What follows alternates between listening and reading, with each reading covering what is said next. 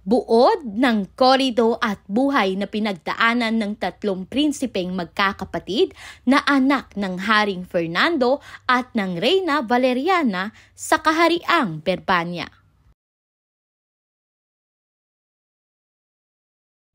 Sa kaharian ng Berbanya ay namumuno ang mabait, makatarungan at mapagmahal na hari na si Haring Don Fernando kasama ang kanyang asawang si Reyna Valeriana.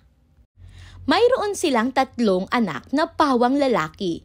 Si Don Pedro ang panganay, Don Diego ang pangalawa at Don Juan ang bunsong anak.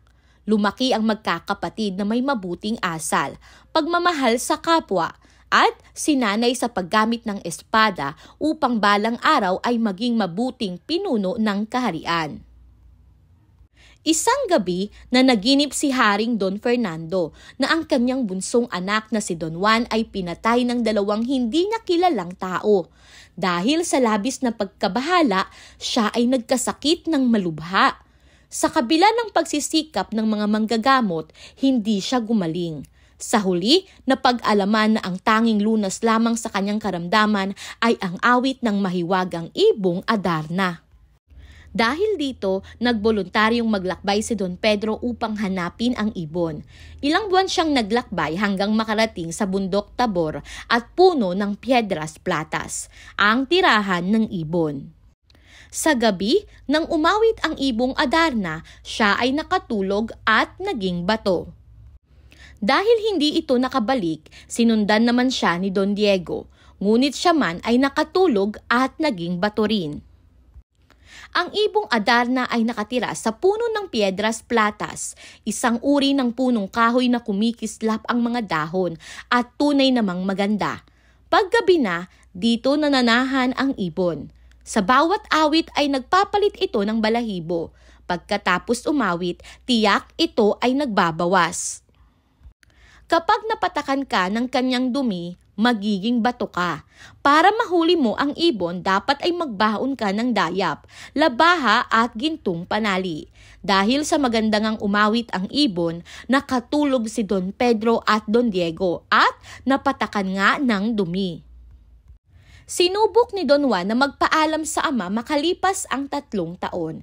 Kahit ayaw ay napapayag na rin dahil nga sa pag-alala. Tanging si Don Juan lamang ang naglakbay na hindi nalimutang humingi ng patnubay sa mahal na birhen. Baon niya ay 5 tinapay at hindi gumamit ng kabayo sa paglalakbay. Sa kanyang paglalakbay ay nakilala niya ang matandang ketungin na nilimusan niya. Sinabi niya rito ang pakay at itinuro sa kanya kung sino ang maaaring makatulong sa kanya. Nakakilala muli si Don Juan ng ermitanyo. Dito ay pinayuhan siya kung paano mahuhuli ang ibong Adarna. Sinunod niya ang lahat ng itinuro ng ermitanyong nakilala at pinalad namang mahuli ang ibon. Naging tao muli ang dalawang kapatid. Samantala, papauwi na sila ng Berbanya nang maisipan ng magkapatid na si Don Pedro at Don Diego na pagtulungan si Don Juan na bugbugin, hindi magkagulapay ang bunsong kapatid. Ang motibo, gusto nilang maging bida sa amang hari. Nagkatotoo ang panaginip ng hari. Nagtaka ang ama kung bakit wala ang bunso. Hindi mapaawit ang ibon dahil hindi naman sila ang nakakuha sa kanya. Samantala, gumaling si Don Juan sa tulong ng isa pang ermitanyo. Siya ay nakabalik na sa kaharian. Umawit ang ibon at kanyang isinalaysay ang buong pangyayari.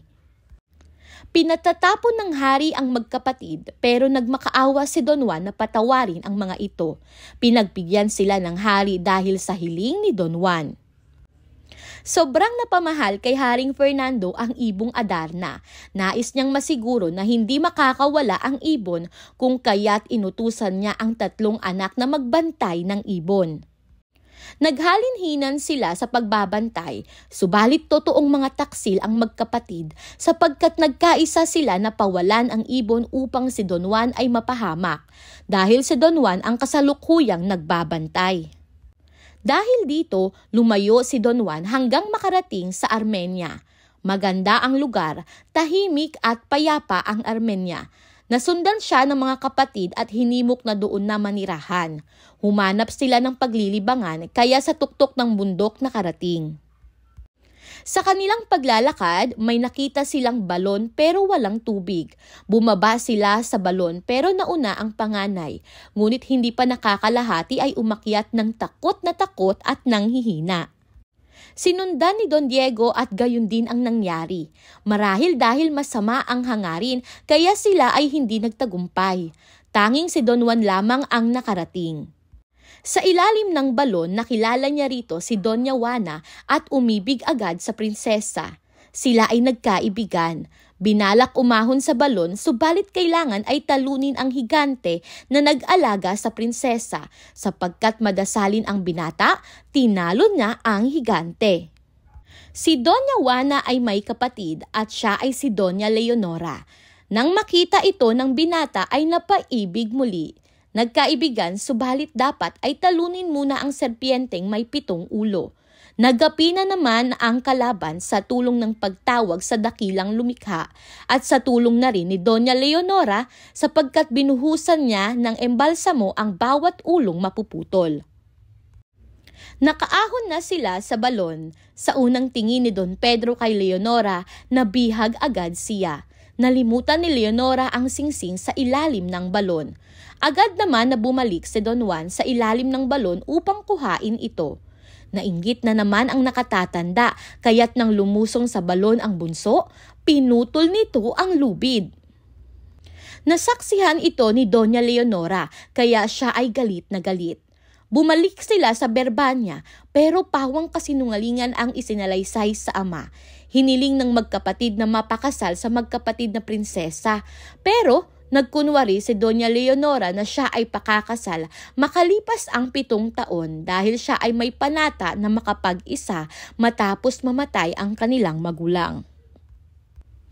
Nalungkot si Don Pedro dahil iginalang ng hari ang pasya ng prinsesa. Samantala, 9 na araw na ipinagdiwang ang kasal ni na Don Diego at Doña Juana.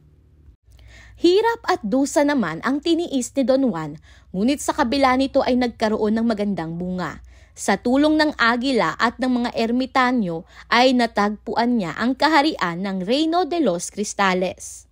Sa kaharian na ito, nakilala ni Don Juan ang dalagang kanyang kapalaran, si Doña Maria Blanca. Maraming pagsubok ang dinanas ni Don Juan sa kamay ng amang hari ni Doña Maria, si Haring Salermo. Ang lahat ng pagsubok ay nalagpasan ni Don Juan dahil sa tulong at mahika ni Doña Maria, higit sa lahat sa patunay na paghingi ng gabay ni Don Juan sa Panginoon. Pagkatapos ng mga pagsubok, binigyan ng pagkakataon ni Haring Salermo si Don Juan na makapamili sa 3 niyang anak na kanyang nais pakasalan. Madaling nakapamili si Don Juan dahil putol ang hintuturo ni Doña Maria Blanca. Dahil nga rito, si Doña Maria ang kanyang napili, subalit hindi ito matanggap ni Haring Salermo. Dahil ayaw ni Haring Salermo na mawalay ang bunso at paborito niyang anak na si Doña Maria, nag-isip siya ng paraan upang hindi matuloy ang pagpapakasal ni na Don Juan at Doña Maria. Nang mabatid ito ni Doña Maria Blanca ay nagplano ang dalawa na magtanan. Hinabol sila ni Haring Salermo. Ngunit sa mahika ni Doña Maria, hindi sila inabutan ni Haring Salermo. Dahil sa galit ng amang hari, isinumpa si Doña Maria. Namatay si Haring Salermo sa karamdaman at may sama ng loob kay Doña Maria Blanca. Nakarating sa isang nayon sina Don Juan at Doña Maria. Nagpaalam si Don Juan kay Doña Maria na mauna muna siyang pumunta sa kahariang Berbanya upang mapaghandaan ang kanyang pagbabalik doon. Pinagbili na ni Doña Maria Blanca si Don Juan na huwag munang makipag-usap sa sinumang babae dahil magiging sanhi ito ng pagkalimot kay Doña Maria. Ito ang sumpang binitawan ni Haring Salermo kay Doña Maria Blanca. Samantala, isinalaysay ni Doña Leonora ang lahat ng pangyayari sa magkakapatid na Don Juan at sabay humingi ng tawad. Sa pagkakalimot ni Don Juan kay Doña Maria ay napahintulutang makasal sina Don Juan at Doña Leonora. Nalaman ni Doña Maria ang kasalang magaganap sa kahariang Berbanya sa tulong ng kanyang mahika. Kaya inihanda niya ang paghihiganti. Siya ay nag-ayos emperatriz at tumungo sa palasyo. Pagdating sa Berbanya, humanga ang lahat sa kanyang pagdating. Kaya sa utos ni Haring Fernando, si Doña Maria ay sinalubong ng musiko. Ang inihandog ni Doña Maria sa ikakasal ay isang palabas na tungkol sa paghihirap nila ni Don Juan sa pagsubok ni Haring Salermo. Ang nagsadula ay 2 ita na nasa loob ng prasko. Anumang palabas ang makita ni Don Juan ay hindi pa rin manumbalik ang mga alaala kay Doña Maria.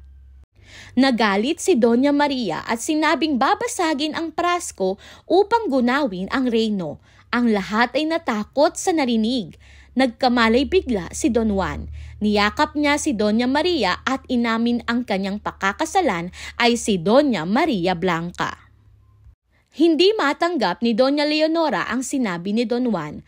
Pinaglaban kapwa ni na Doña Maria at Doña Leonora ang kanilang pag-ibig kay Don Juan.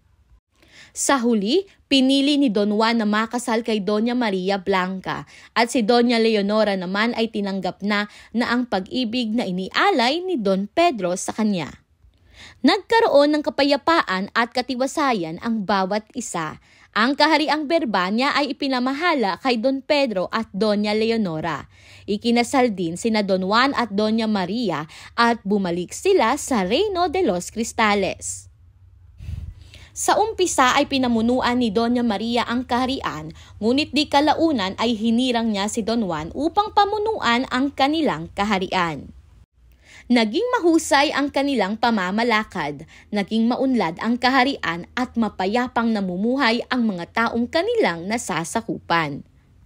Nang sila ay pumanaw, nagdamdam at nagluksa ang lahat, ngunit ang ginawa ni na Don Juan at Doña Maria ay mananatiling buhay, nakaukit at nakatimo sa kanilang isip at puso.